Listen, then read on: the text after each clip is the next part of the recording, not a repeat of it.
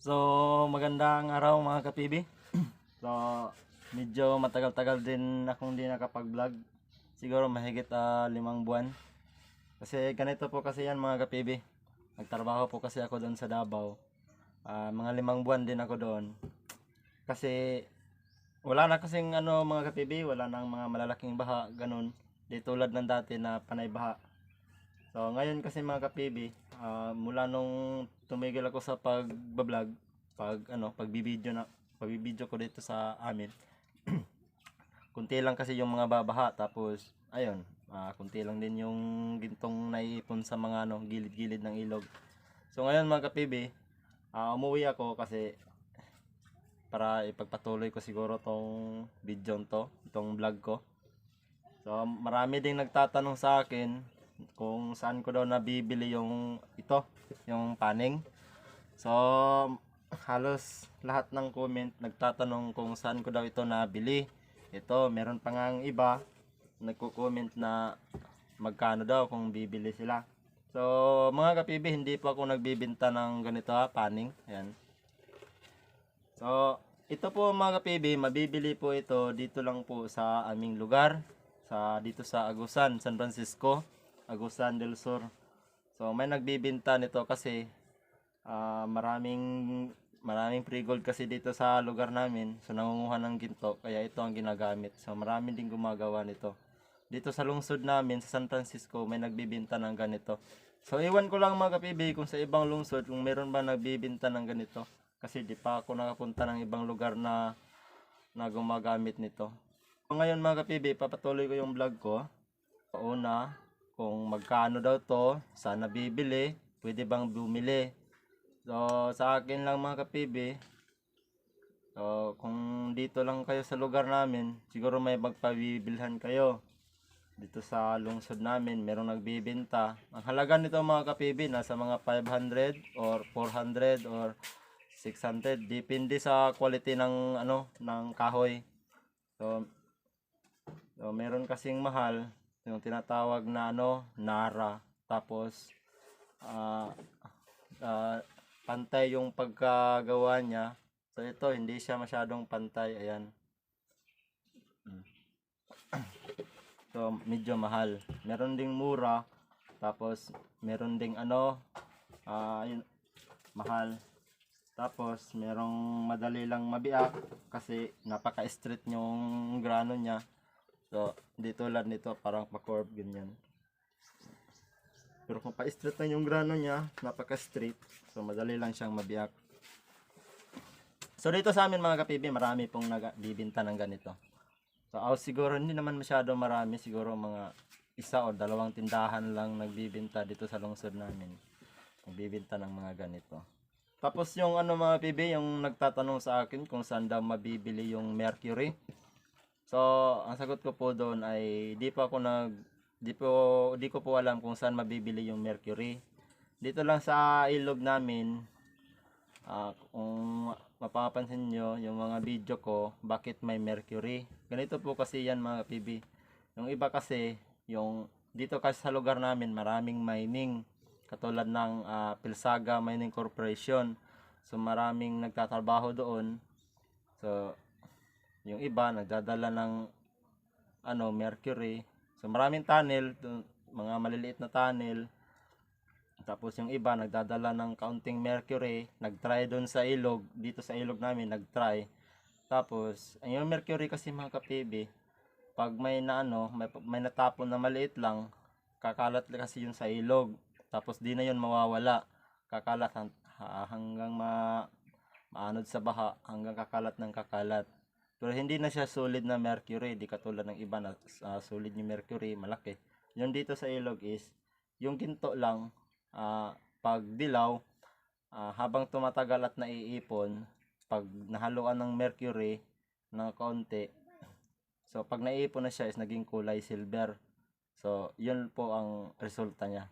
Tapos babalik na naman siya pag tinutunaw na ng apoy. So sa nagtatanong kung taga saan din ako, taga San Francisco po, Agusan del Sur. So yun po mga comment, shout out po sa inyo lahat. Marami natin ang subscriber po. So, yun lang mga kapibi, no? So, ngayon, kasi mga 5 buwan ako doon sa Davao, tas ngayon lang ako nakabalik. So, punta tayo sa ilog mga kapibi. Try natin maghanap ng ginto. Kung meron pa ba. Kung marami ba talagang laman or kaunti. Pag makita ko ng makita tayo ng maraming sample, saka natin gagamitan ng banlasan. So, tara mga kapibi. So, ngayon mga kapibi, punta tayo sa ilog para maghanap ng sample. Nag-shortcut na ako mga kapibi, dito ako duman sa ayan, sementeryo. Kasi doon banda sa bahay mga kapibi, so malapit lang yung sa ilog, kaso wala na doon eh. Kasi sa 5 buwan kong panarbaho sa Davao, yung mama ko naman, halos 5 buwan din siya nangunguha ng ginto. Doon lang siya malapit sa bahay, kaya wala na tayong makukuha doon. So kailangan ko pa maglakad ng mga malayo-layo para doon maghanap ng ginto. So ngayon mga kapibi, andito na tayo sa ilog. Napakainit mga kapibi. So dito ako maghahanap ng sample. So try natin mga kapibi kung meron pa bang ginto.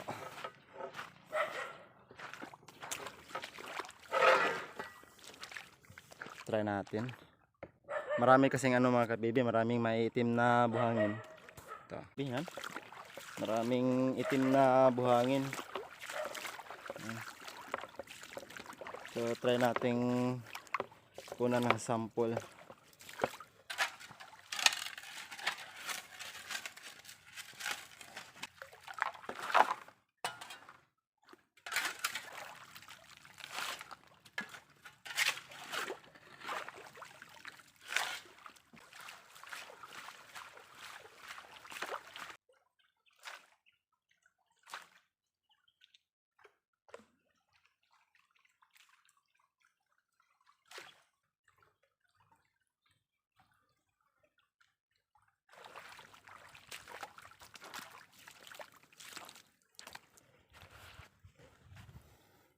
So, meron siya mga kapibi. Kaso, napakapino. Hindi makita. Ayan. Ayan.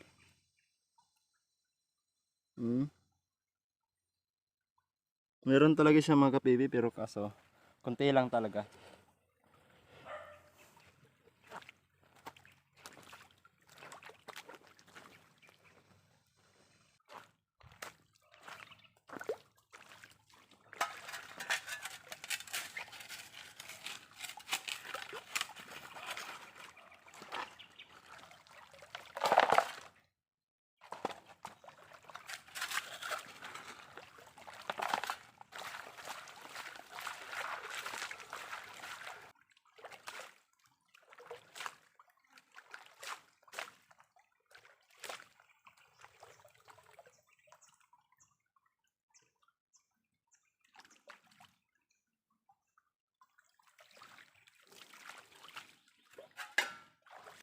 So, ganun pa rin mga kapibi. So, ngayon, hanap naman tayo ng ibang pwesto.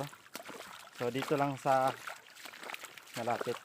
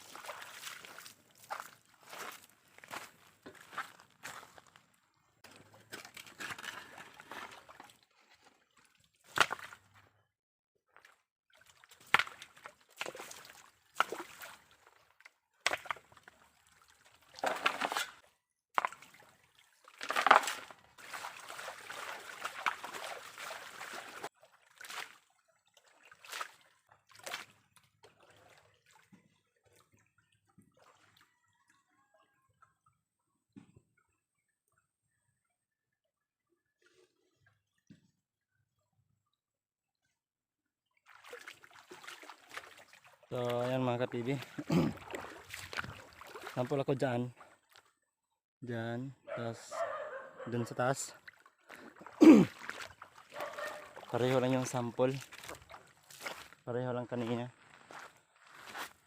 So medyo kunti lang talaga. So parang uulan na mga kapibi. Napakalaki ng ano. Ayan o. Dumidilim na yung langit. Ayan.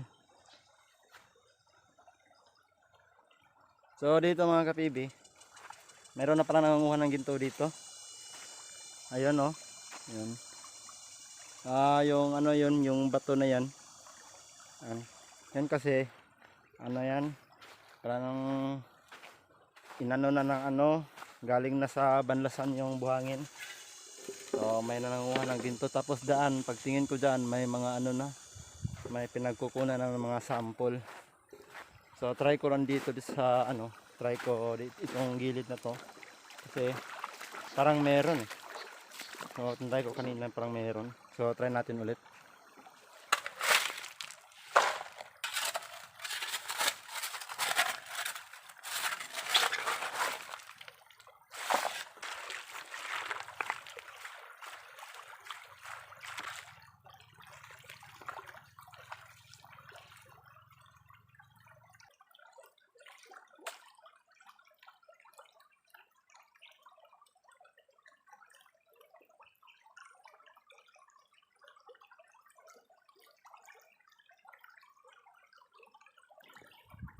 Napakapino mga kapibi.